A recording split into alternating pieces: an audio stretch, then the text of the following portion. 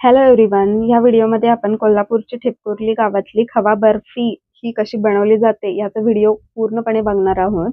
खूप दिवसांपासून माझी इच्छा होती की ही खवा बर्फी कधी एकदा मला टेस्ट करायला मिळते आणि अनायासे असा योगायोग जुळून आला.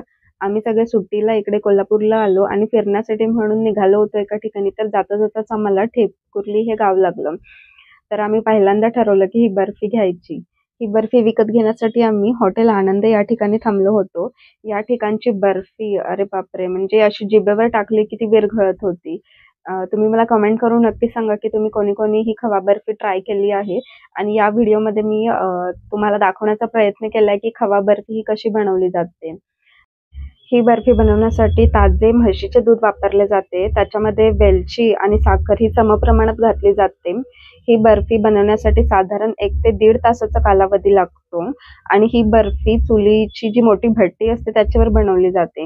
म्हणजे मी तर हा डोळ्यांनी पूर्ण प्रोसेस बघितला आहे. कधी जर तुम्हाला संधी मिळाली तर तुम्ही सुद्धा जाऊन ही बर्फी बघा. या बर्फी